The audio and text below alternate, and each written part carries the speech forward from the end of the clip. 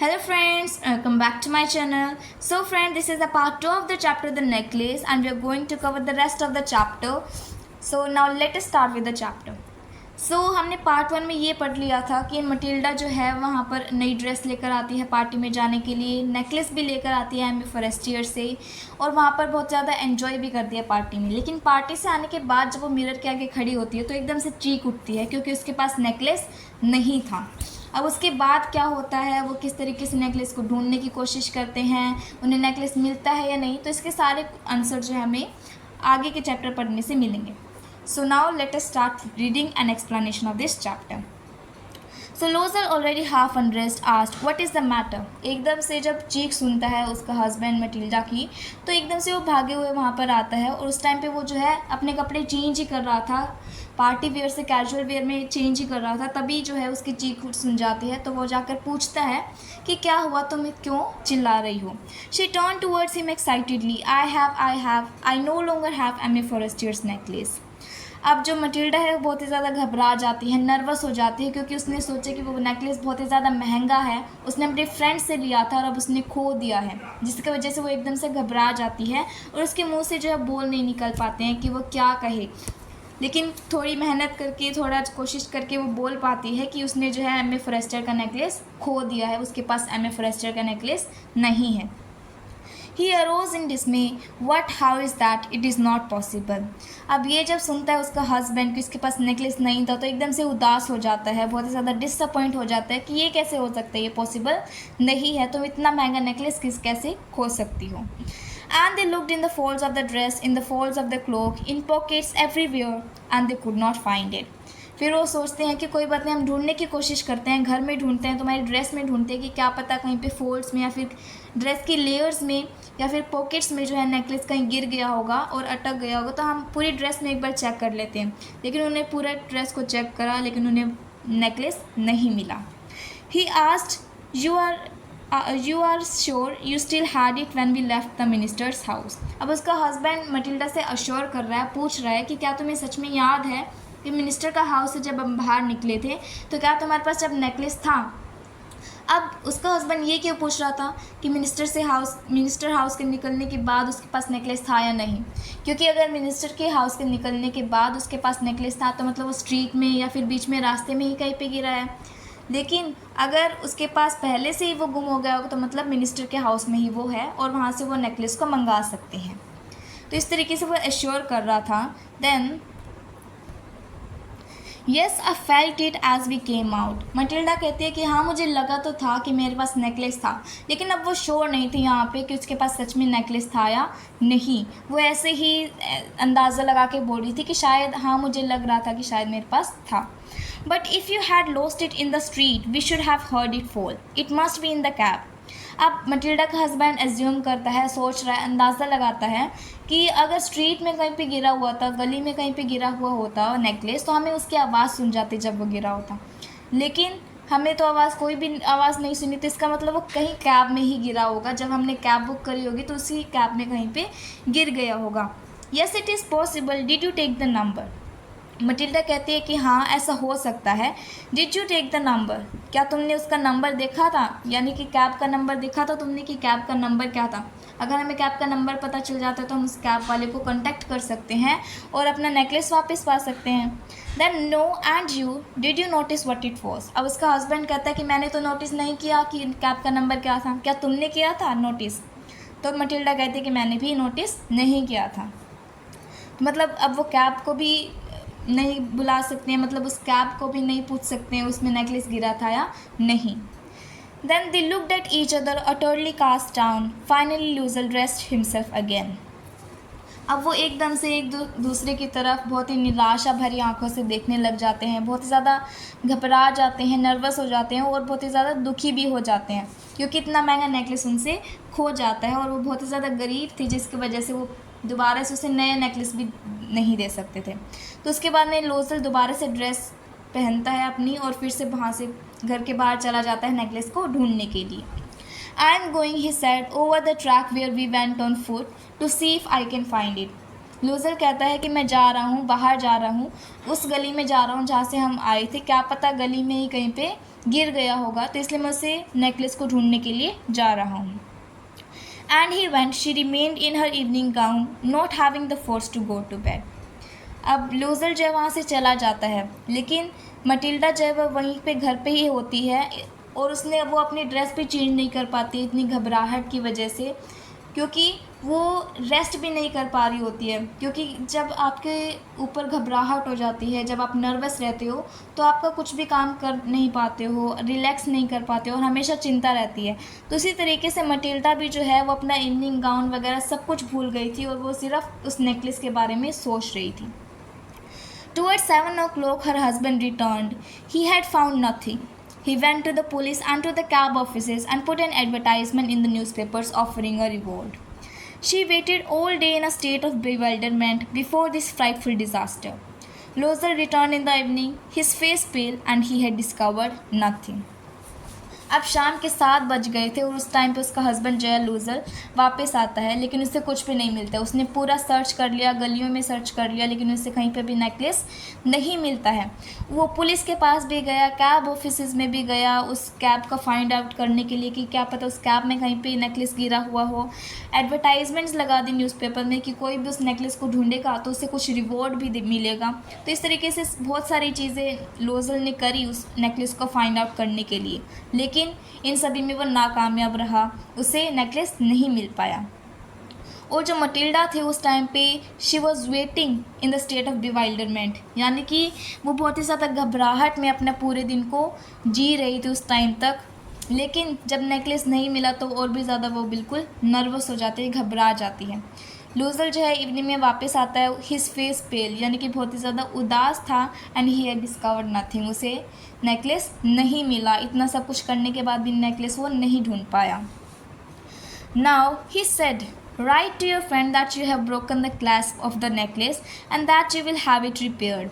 That will give us time. She wrote as he dictated. सब loser जो है दोबारा से कुछ सोचता है और कहता है, एक आइडिया लगाता है कि तुम अपनी फ्रेंड से कह दो कि जो नेकलेस का क्लैस्प है, क्लैस्प यानी कि हुक जो है नेकलेस का या फिर कोई छोटा सा पार्ट जो है नेकलेस का वो टूट गया है, इसलिए तुम जो उसे रिपेयर करा दोगी किसी से और उसके बाद में तुम उसे दे दोगी। तो इसने आइडिया दिया उसके हस्बैंड ने कि तुम अपनी फ्रेंड को कह दो कि उसका कुछ टूट गया है नेकलेस का, इसलिए मैं तुम्हें बाद में ठीक करा के दे दूँगी। तो इस तरीके से उन्हें टाइम भी मिल जाएगा नया नेकलेस लाने के लिए या फिर नेकलेस को ढूंढने के लिए। तो इस तरीके से वो कहता है कि इसे लेटर लिख दो और मटिल्डा जो है वो यही करती है। Now at the end of a week they had lost all hope and Lothar, older by 5 years, declared, we must replace this jewel. अब पूरा हफ्ता बीत जाता है लेकिन they had lost all hope, यानी कि अब उनका कोई भी होप नहीं रहता है, क्योंकि उन्होंने इतनी सारे एडवर्टाइजमेंट करी, पुलिस ऑफिसेज में गए, लेकिन उसका कोई भी रिज़ल्ट नहीं निकलता, यानी कि उन्हें नेकलेस नहीं मिल पाता है एक हफ्ते बाद भी। तो इसलिए लूज़र उससे कहता है कि अब हमारे पास कोई भी चारा नहीं बचा है, ना ही हमें वो नेकलेस वापस मिल पाया है और इतना ज़्यादा टाइम भी हो गया है, तो हम एक नया जो नेकलेस है उसी टाइप का हम वो लेकर आएंगे। तो वो सुन के वो उन्हें आइडिया अच्छा लगता है और फिर वो अगले ही दिन जो है एक नया नेकलेस खरीदने के लिए चले जाते हैं। Now in a shop of the palace royal they found a chaplet of diamonds which seemed to them exactly like the one they had lost. It was valued at 40,000 francs and they could get it for 36,000. अब वहीं पर वो जो है एक palace royal, एक shop का नाम है जहाँ पर वो जाते हैं, and that was a shop of jewellery के शॉप में जाते हैं और वहाँ पर उन्हें चैपलेट ऑफ डायमंड्स मिलती है, यानी कि एक माला मिलती है डायमंड्स की। और वो जो डायमंड्स थे वो बिल्कुल सेम थे, कौन से डायमंड के, जिससे वो एम ए फॉरेस्टर का नेकलेस जिस डायमंड से बना हुआ था वैसे ही डायमंड्स थे वो सेम।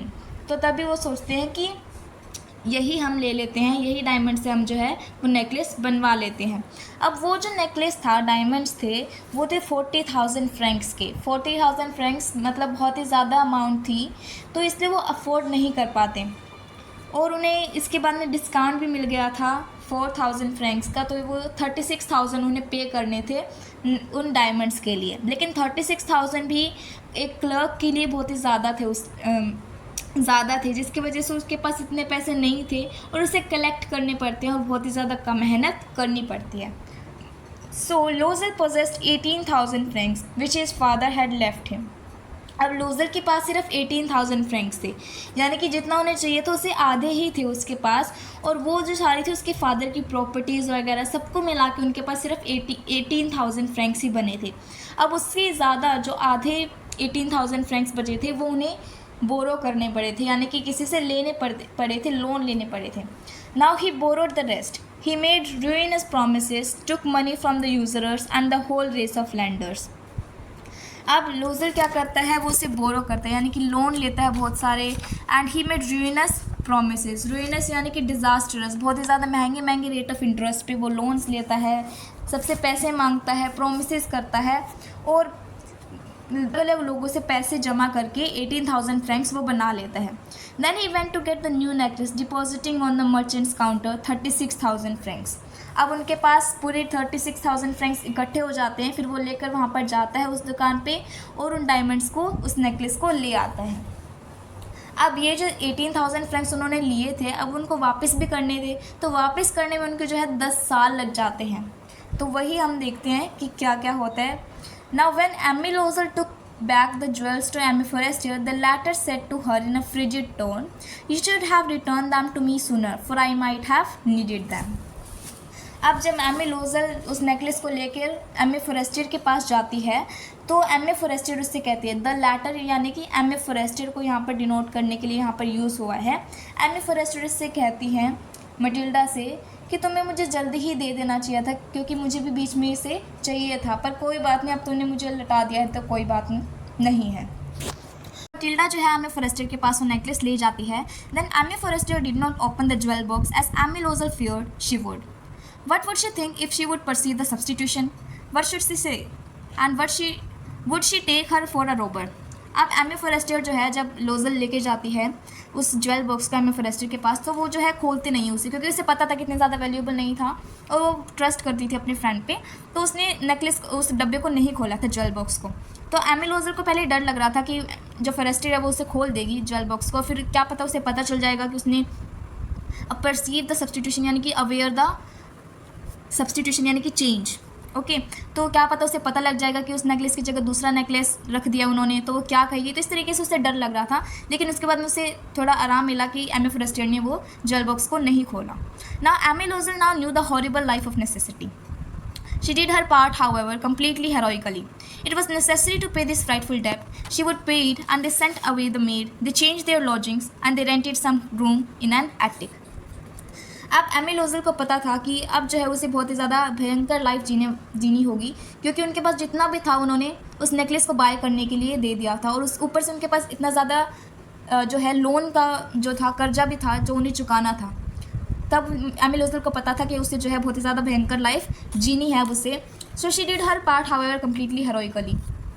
लेकिन उस टाइम पे उसे डर नहीं था, वो फियरलेसली अपने काम को करती है, क्योंकि उसे पता था कि उसे जो है अब सारा जो है उसकी लालच की वजह से अब उसे सब कुछ वापस करना पड़ेगा और उसे मेहनत करनी पड़ेगी। अब वो फ्राइटफुल डेब्ट जो था उसमें से निकलना होगा, उसे पे करना होगा सारे पैसे, ताकि वो अपनी लाइफ दोबारा से अच्छे से जी सके जैसे वो पहले जीती थी। अब जो है उन्हें बहुत ज़्यादा काम करना पड़ता है, बहुत सारी मुश्किलों का सामना करना पड़ता है उस नेकलेस की वजह से। कैसे? अब उसकी जो मेड थी वो भी काम करने नहीं आती है, अब उन्होंने अपने घर चेंज कर लिया और दूसरे रूम में रहने लग गए, जो कि बहुत ही ज़्यादा सस्ता या फिर थोड़ा बेकार टाइप हो उससे भी ज़्यादा। तो इस तरीके से वो वहाँ पर अपने जो है मुश्किल से गुजारा करने लग गए थे। Then she learn the odious work of the kitchen. She learn the odious work of a kitchen. She wash the dishes, she wash the soiled linen, their clothes and dish clothes which she hung on the line to dry. She took down to refuse to the street each morning and brought up the water, stopping at each landing to catch her breath. तो यहाँ पर काम बताए गए हैं कि Mrs लोजल ने कितना ज़्यादा काम करा, कितनी ज़्यादा मेहनत करी उस डेप्ट को चुकाने के लिए, उस कर्ज को चुकाने के लिए, और नेकलेस की वजह से, उस छोटे से नेकलेस की वजह से उन्हें कितना ज़्यादा सहना पड़ा। तो वो जो है उसने ओडियस वर्क सीखा, यानी कि अनप्लेजेंट वर्क, जो उसे अच्छा नहीं लगता था वो भी काम उसने करना शुरू किया। सारा काम, किचन का काम करना शुरू किया, डिशेस साफ़ करी, बर्तन साफ़ करे। सोइल्ड लाइनन यानी कि एक टाइप का फैब्रिक होता है जो कि ख़राब हो जाता है, तो उसे धोने का काम, बाकी क्लोथ्स, तो ये सारे काम उसने करे। पानी उठाना, ऊपर से लेकर जाना, नीचे आना, फिर दोबारा से, तो इस तरीके से सारे मुश्किल काम जो है उसे करने पड़े पैसे कमाने के लिए। And cloth like a woman of the people, she went to the grocers, the butchers and the fruiterers with her basket on her arm, shopping, haggling to the last sou of her miserable money. अब जो है Matilda जो है वो बहुत ज़्यादा काम करने लग गई थी। And she cloth like a woman of people, यानी कि सिंपल लोग कैजुअल जो क्लोथ पहनते हैं उसी तरीके से क्लोथ पहनने लग गई। बाकी वुमेंस की तरह ही वो बाकी सारा काम करने लग गई। जब वो फ्रूट्स या फिर सब्जियां खरीदने जाती थी तो वो क्या है, बहुत ही ज़्यादा हैगल करती थी। हैगल यानी कि आर्ग्यू करना, यानी कि काइंड ऑफ कि पैसे कम कराने के लिए, डिस्काउंट पाने के लिए, पैसे कम चुकाने के लिए जो है वो हमेशा आर्ग्यू करती रहती थी फ्रूट वाले से या फिर जहाँ पर भी वो कुछ भी खरीदने जाती थी। Now the husband worked evenings, putting the books of some merchants in order, and nights he often did copying at 5 sous a page. अब उसके हस्बैंड को भी उतनी ही मेहनत करनी पड़ती थी क्योंकि दोनों को जल्दी से वो कर्जा चुकाना था। तो उसका जो हस्बैंड था वो रात भर तक काम करता रहता था, किसी की बुक अरेंज करता रहता था, उसके लिए पैसे लेता था, उसके बाद में कॉपिंग वर्क करता था at 5 sous a page. Sous जो है वो एक फ्रेंच जो है करेंसी है जो कि कम अमाउंट होता है, फ्रैंक्स से कम होता है। तो इस तरीके से उसका जो हस्बैंड था वो काम करता है बहुत ज़्यादा। And this life lasted for 10 years. Eight the end of 10 years they had restored all. अब ये सारा 18,000 फ्रैंक्स का कर्जा चुकाने के लिए उन्हें 10 साल तक काम करना पड़ता है। इतनी ज़्यादा मेहनत करनी पड़ती है 10 साल तक, और 10 साल होने के बाद जो है वो अपना सारा कर्जा चुका पाते हैं। तो यानी कि मतलब बहुत ही ज़्यादा मेहनत उन्हें करनी पड़ी थी 10 साल तक। तो तब मटिल्डा को भी रियलाइज़ हो जाता है कि उसके पास जो है उससे उसे खुश रहना चाहिए और ज़्यादा के लिए एक्सपेक्ट नहीं करना चाहिए, उसे लालची नहीं बनना चाहिए बाकी चीज़ों के लिए। Okay, now Amy Losel seemed old now. She had become a strong, hard woman, a crude woman of the poor household. Her hair badly dressed, her skirts awry, her hands red. She spoke in a loud tone and washed the floors with large pails of water. अब 10 साल बाद जो है Amy लोजल वो थोड़ी बूढ़ी बूढ़ी लगने लग गई, ओल्ड हो गई, वो उसकी उम्र ज़्यादा हो गई थी उस टाइम पे 10 साल बाद। लेकिन उस टाइम पे वो स्ट्रॉन्ग वुमेन बन गई थी, हार्ड वुमेन। उसे पता चल गया कि किस तरीके से उसके पास जो है उसमें खुश रहना है। हार्ड वुमेन यानी कि अपने इमोशंस को कंट्रोल करना सीख गई, मुश्किल काम करना सीख गई। तो ये सारी चीज़ें उसे स्ट्रॉन्ग बना दिया था उसने। उसकी जो वॉइस थी वो लाउड हो गई थी, वो जो है सारी मेहनत वाले काम ईजिली कर पा रही थी, और जैसे फ्लोर साफ़ करना with a large amount of water. But sometimes when her husband was at the office, she would sit herself before the window and think of that evening party of former times, of that ball where she was beautiful and so flattered. अब कभी कभार जब उसका husband काम करने जाता तो पीछे से जो है वो घर में अपने आराम से बैठकर उन पुराने दिनों को याद करने लग जाती थी 10 साल पहले, जो कि जब वो जो है पार्टी में गई थी और सारी उसकी तारीफ़ें कर रही थी। एंड शी वॉज फ्लैटर्ड यानी कि बहुत ज़्यादा अच्छी अच्छी चीज़ें जो है वो सुन रही थी उस टाइम पे, अपनी तारीफ़ें जो है उसकी हो रही थी। तो इस तरीके से वो सोचने लग जाती है उन अच्छे दिनों को। Now how would it have been if she had not lost the necklace? Who knows how similar is life and how full of changes, how small a thing will ruin or save one. तो यहाँ पर जो है लिखा हुआ है कि क्या पता था कि अगर उसका नेकलेस नहीं गुम होता तो उसकी लाइफ कितनी अच्छी होती, यानी कि पहले से अब जिसकी लाइफ है वो बहुत ही ज़्यादा अलग होती अगर उसका नेकलेस नहीं खोया होता, उसे 10 साल तक इतनी मेहनत नहीं करनी पड़ती। तो हु नोज़ कि किसे पता है कि लाइफ में जो है कब क्या चेंजेस हो जाते हैं। तो how small thing will ruin और सेव वन, कि नेकलेस जो था वो एक छोटी सी चीज़ थी, लेकिन उस छोटी सी चीज़ के लिए उसके 10 साल बर्बाद हो गए थे। तो ये यहाँ पर कहा है कि छोटी सी चीज़ से भी कितनी ज़्यादा वो समय हो सकता है किसी को भी नहीं पता है। Then on Sunday, as she was taking a walk in the campus LCs to read herself of the cares of the week, she suddenly perceived a woman walking with a child. अब एक Sunday की बात यहाँ पर बताई गई है कि जब एमी लोजल वॉक कर रही थी चैम्प्स एलसीज, ये जो है एक गली का नाम है जहाँ पर वो वॉक कर रही थी, तो तब जब अपनी सारी टायर्डनेस को रिमूव कर रही थी उस टाइम पे, तभी वो जो है एक वुमेन को देखती है that was walking with a child. और वो वुमेन कौन थी? Mme Forestier. It was Mme Forestier, still young, still pretty, still attractive. Mme Loisel was affected. Should she speak to her? Yes certainly, and now she had paid, she would tell her all, why not. अब Mme Loisel जब decide करती है कि वो Amy Forestier को सारी बात बता देगी कि क्या क्या किस तरीके से हुआ था, उसका नेकलेस कैसे हुआ था और उसने नया जो है नेकलेस उसे गिफ्ट करा था, तो ये सारी चीज़ें वो जो है एमी लोजल डिसाइड करती है कि वो फॉरेस्टियर को बता देगी। She approach her, good morning जेने। सब एमी लोजल जाती है और एमी फॉरेस्टियर से कहती है गुड मॉर्निंग जेने। अब ये जो है जेने वर्ड यहाँ पर यूज़ हुआ है, that is as a greeting use होता है फ्रेंच में, जिसका मतलब होता है गॉड इज़ ग्रेशियस। तो यहाँ पर ये ग्रीटिंग है जो कि फ्रांस में यूज़ होती है। Now her friend did not recognise her and was astonished to be so familiarly addressed by the common personage. She stammered, but madame I don't know, she must be mistaken. अब Mme Forestier से recognise नहीं कर पाती है, जान नहीं पाती कि वो एक्चुअली में कौन थी, और वो शौक हो जाती है कि कोई उसे इतनी फैमिलर वे में कौन उसे बोल रहा है, तब कि वो तो उसे जानती भी नहीं है। तो एमी फॉरेस्टर इससे क्वेश्चन करती है, एमी लोजल से कहती है कि मैडम आप कौन हो मुझे नहीं पता है, शायद तुमने गलती से किसी मुझे बोल दिया होगा। No I am Matilda Loisel. Her friend uttered a cry of astonishment. Oh my poor Matilda, how have you change. So Matilda कहती है कि मैं जो है मटिल्डा हूँ, लोजल हूँ, तुम्हारी फ्रेंड हूँ। और ये सुनकर जो है एमी फॉरेस्टर एकदम से जो है सरप्राइज़ हो जाती है और कहती है कि मटिल्डा तुम्हें क्या हुआ, तुम इतनी ज़्यादा चेंज कैसे हो गई, तुम्हारा हुलिया इतना चेंज कैसे हो गया। तो उसके बाद में लोजल कहती है that yes I had some hard days since I saw you and some miserable ones and all because of you. अब यहाँ पर एमी लोजल जो है मटिल्डा जो है वो सच बता देती है एमी फॉरेस्टर को कि मैं जब तुमसे मिल नहीं पाई थी तब मैं बहुत ही ज़्यादा दुख में थी, मैंने जो है बहुत मेहनत करी थी और मुझे जो है बहुत ही ज़्यादा बेकार दिन, दुखी दिन देखने पड़े थे बिकॉज ऑफ यू, तुम्हारी वजह से मुझे ये सब देखना पड़ा था। Because of me how is that. अब फॉरेस्टर जब वो चौंक जाती है कि मेरी वजह से तुम्हें क्यों मिजरेबल डेज़ को देखना पड़ा। तो लोजल कहती है that you recall the diamond necklace that she lent me to wear to the minister's ball. अब मटिल्डा जो उसे याद दिलाती है हमें फॉरेस्टर को कि क्या तुम्हें वो डायमंड नेकलेस याद है जो कि मैंने बॉल में पहना था और तुमसे लिया था और मैंने कहा था कि मैं तुम्हें बाद में जो है उसे लौटा दूंगी। Yes very well. अब फॉरेस्टर कहती है कि हाँ मुझे अच्छे से याद है, मैंने तुम्हें नेकलेस दिया था। Well I lost it. अब यहाँ पर सच बता देती है मटिल्डा कि हाँ वो जो नेकलेस था वो मैंने खो दिया था उस टाइम पे। Then Forestier says how is that since you return it to me. कि ये कैसे हो सकता है, तुमने तो मुझे वो नेकलेस लौटा दिया था, तो लोग खो कैसे गया तुमसे, तुमने तो मुझे लौटा दिया था, तो फिर तुमने जो नेकलेस दिया था क्या वो दूसरा था। I return another to you exactly like it and it has taken us 10 years to pay for it and you can understand that it was not easy for hers who have nothing but it is finished and I am decently content. अब Loisel पूरी कहानी बताती है कि हमने जो है तुम्हें दूसरा नेकलेस जो है ख़रीद कर दिया था और उस नेकलेस को ख़रीदने के लिए हमें बहुत ज़्यादा कर्जा लेना पड़ा था, जिसकी वजह से हमने 10 साल तक उस कर्जे को चुकाने के लिए काम किया था। और अब जब मैंने उसे चुका दिया है उस कर्जे को, now I am decently content, यानी कि अब मैं एक्सेप्ट करती हूँ, अब मैं जो है असंतुष्टि जो है मुझे मिल गई है। Now Amy Forestier stopped short. She said you say that you bought an diamond necklace to replace mine. अब वो एकदम से शॉक हो जाती है मिसेस फॉरेस्टर और वो कहती है कि क्या तुमने डायमंड का नेकलेस खरीदा था मेरा वाले के लिए, जब तुमने मेरा खो दिया था तो क्या तुमने डायमंड का नेकलेस मुझे दिया था।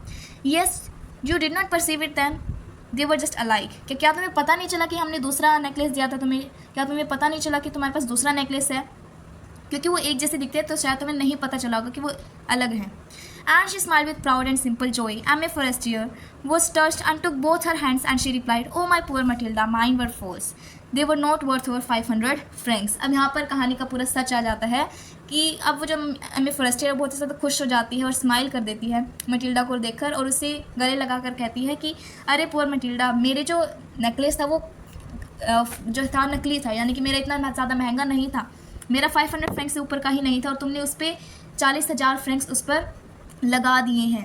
तो यहाँ पर जो पूरा सच आ जाता है कि वो जो नेकलेस था वो बहुत ही ज़्यादा महंगा नहीं था और उन्होंने 10 साल तक इतनी ज़्यादा मेहनत करके पैसे कमाए, फिर नेकलेस ख़रीदा, जिसकी वजह से उनका जो सारा जो काम था वो सारा पानी में बह जाता है।